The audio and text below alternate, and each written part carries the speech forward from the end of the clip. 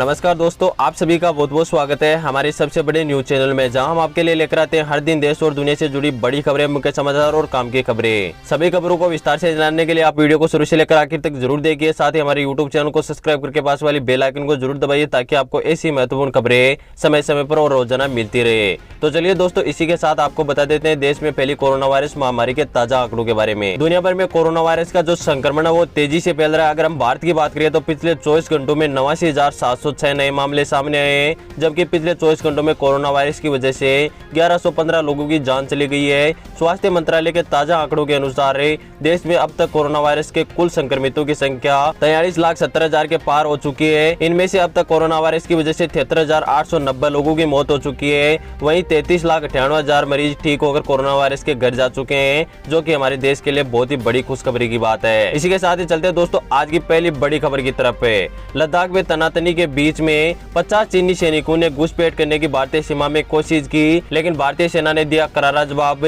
सीमा की हालत हुई खराब है। लद्दाख सीमा पर तनातनी के बीच करीब 50 चीनी सैनिकों ने मुखपरी चोटी के पास भारतीय पोस्ट की ओर आगे बढ़ते हुए दिखाई दिए। सूत्रों का कहना है कि चीनी सैनिकों का मकसद स्मारक दृष्टि से महत्वपूर्ण मुखपरी चोटी से भारतीय सैनिकों को हटाना था, लेकिन भारतीय सेना ने जैसे ही वही स्थिति देखी तो उसका मुंह तोड़ जवाब दिया, जिसके बाद में वापस जो चीनी सैनिक है वो अपनी सीमा में लौट गए। लेकिन जो भारत और चीन के बीच में लगातार एलएसी पर तनाव देखा जा रहा है, उसके बाद में यह विवाद थमने का नाम ही नहीं ले रहा है और लगातार जो चीनी सेना है वो भारतीय सीमा में घुसपैठ करने की कोशिश कर रही है। इसके बाद में भी चीनी सेना आरोप लगा रही है कि जो भारतीय सेना वो हमारे सैनिकों पर गोली चला रही है, लेकिन लगातार जो चीनी सेना वो पीठ पीछे वार करना चाहती है और भारतीय सीमा में घुसपैठ करने की कोशिश कर रही है। जिसके बाद में भारतीय सेना ने भी अपनी सीमा की ऊंची चोटियों पर बड़ी संख्या में जो गोला बारूद और कई युद्धक हेलीकॉप्टर साथ ही कई मिसाइलें भी तैनात कर रखी है, ताकि चीन की तरफ से कोई भी घुसपैठ होती है, कोई भी हमला होता है तो उसका करारे से करारा जवाब दे सके।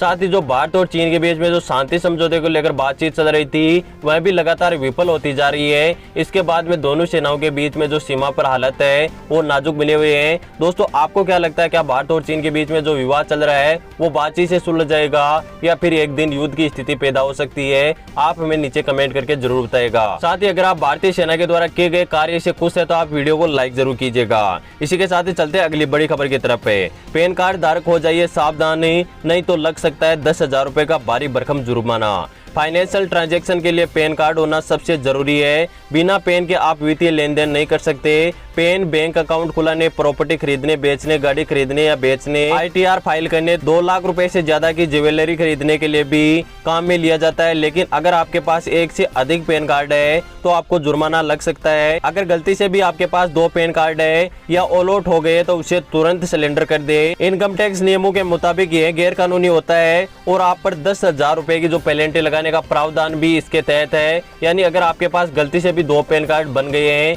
या 2 पैन कार्ड आगे से आ गए हैं तो आपको तुरंत ऑनलाइन या ऑफलाइन इसे सिलेंडर कर देना चाहिए, नहीं तो एक दिन आप पर भारी भरकम 10,000 रुपए का जुर्माना लग सकता है। इसी के साथ ही चलते हैं अगली बड़ी खबर की तरफ है। भारत में हो सकती है टिकटॉक की वापसी, जल्द भारत में आएगा टिकटॉक। जानिए बड़ी खबर, भारत में टिकटॉक एक बार फिर से एंट्री ले सकता है। बताया जा रहा है कि टिकटॉक के भारतीय कारोबार को जापानी कंपनी सॉफ्टबैंक खरीद सकती है। सूत्रों के अनुसार इसलिए वह भारतीय साझेदारी की भी खोज कर रही है। इसकी रिलायंस जियो तथा भारतीय एयरटेल के साथ चर्चा चल रही है। अगर इनकी साझेदारी टिकटॉक में हो जाती है, यानी जो जापानी कंपनी है सॉफ्टबैंक, वह अगर टिकटॉक को खरीद लेती है और उसमें कोई भारतीय हिस्सेदार बन जाता है एयरटेल या जियो, तो जल्दी जो भारत में टिकटॉक आपको देखने को मिल सकता है। आपको टिकटॉक अपने स्मार्टफोन में चलाने को मिल सकता है। अभी इस पर चर्चा चल रही है, कंफर्म होते ही हम आपको जरूर बता देंगे। दोस्तों इसके बारे में आपका क्या कहना है, क्या भारत में टिकटॉक को वापस लाना चाहिए या नहीं, आप हमें नीचे कमेंट करके जरूर बताइएगा। इसके साथ ही चलते अगली बड़ी खबर की तरफ है। सरकार का बड़ा फैसला, 1 साल तक स्कूली विद्यार्थियों की स्कूल फीस माफ है। कोरोना वायरस महामारी के कारण देश के सभी स्कूलों को अनिश्चितकालीन के लिए बंद कर दिया गया था। ऐसे में सभी पेरेंट्स अपने बच्चों की स्कूल फीस भरने से परेशान है। सभी राज्यों के पेरेंट्स का एक ही निवेदन है कि उनके बच्चों की जो स्कूल फीस है वह सरकार के द्वारा माफ की जानी चाहिए। इसी समस्या को मद्देनजर रखते हुए पंजाब सरकार ने सभी पेरेंट्स को बड़ी राहत दी है। पंजाब के मुख्यमंत्री कैप्टन अमरिंदर सिंह ने शनिवार को घोषणा की है कि राज्य के सरकारी स्कूल कोरोना वायरस संकट के कारण 2020 और 21 के शैक्षणिक सत्र के लिए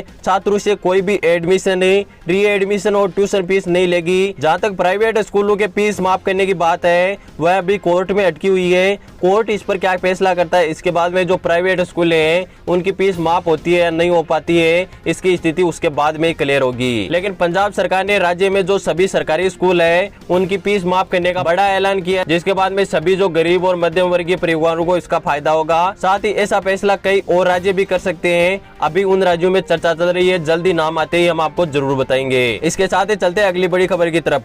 कर्जदारों के लिए खुशखबरी, मोरेटोरियम की अवधि 2 साल तक बढ़ सकती है। जी हाँ, जानिए बड़ी खबर है। कोरोना वायरस के काल में जो भी अपने व्यापार करते थे, जो भी अपना काम धंधा करते थे, जो भी अपनी नौकरी करते थे, सभी की नौकरियां छिन गई थी और उनके पास पैसे नहीं थे। इसलिए सरकार ने 6 महीने तक जो EMI की किस्तें थी उन पर रोक लगा दी थी, लेकिन वह रोक 31 अगस्त को खत्म हो चुकी है और अब सभी को बैंकों के द्वारा अपनी अपनी किस्तें नियमित समय पर चुकाने के लिए बैंक के द्वारा कहा गया है। लेकिन मैं आपको बता दूं, इस बारे में हाई कोर्ट जल्दी एक अहम फैसला कर सकता है और जो भी कर्जदार है उन्हें 2 साल अपनी किस्तें अपने अनुसार चुकाने का जो प्रावधान है वो जल्दी हाई कोर्ट ला सकती है, जिसके बाद में कर्जदारों को बड़ी राहत मिल सकती है। लेकिन अभी इस पर चर्चा चल रही है, आगे क्या फैसला होता है। क्या जो मोरेटोरियम है उसको 2 साल के लिए बढ़ाया जाएगा या EMI की किस्तें आपको अभी समय समय पर भरनी पड़ेगी। लेकिन मैं आपको बता दूं कि अभी जो लॉकडाउन है वो भी संपूर्ण रूप से खत्म नहीं हुआ है और लोगों को अभी काम धंधा भी मिलना चालू नहीं हुआ है, इसलिए अभी भी लोग अपनी किस्तें चुकाने की स्थिति में नहीं है।